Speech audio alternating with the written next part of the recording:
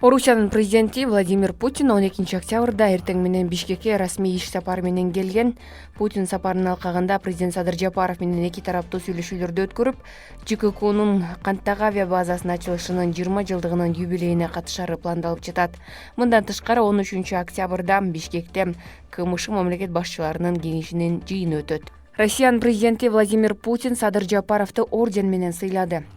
Россия Федерациясы менен Кыргыз Республикасынын ортосундагы стратегиялык өнөктөштүк жана союздаштык мамилелерин чыңдоого, Евразиялык мейкиндигиндеги интеграциялык процесстерди өнүктүрүүгө кошкон олуттуу салым үчүн Кыргызстандын президенти Садыр Жапаров сыйланат деп айтылат маалыматта. Элит Хаус курулуш компаниясынын негиздөөчүсү Тумур Фазиев 2 айга камалды. Буга чейин Фазиев коррупциялык ишке шериктеш болгон деп шектелип 2021-жылы кармалган.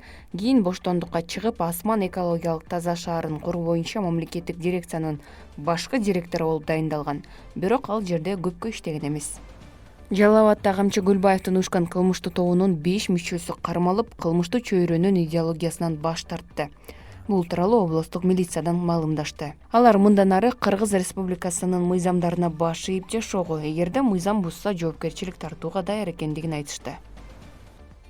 Урматтуу мекендештер, сиз чек арага ишеничтүү барууну, жекирди чыкты жазап таза документ менен жүрүүнү кааласаңыз, анда ишеничтүү айдоочу Мухиддин кызматта. Ортомчусуз стаканса чек арага өз алып кирип алып чыгат. Заманбап комфорт машинада жылуу жумшак барып келесиз. Ак кеме же Москвардан келдим десеңиз, бекер кара тизмеден текшерип документке жардам берет. 24 саат WhatsApp жана байланыш +8 926 213 0060 +8 965 402 93 Мухиддин.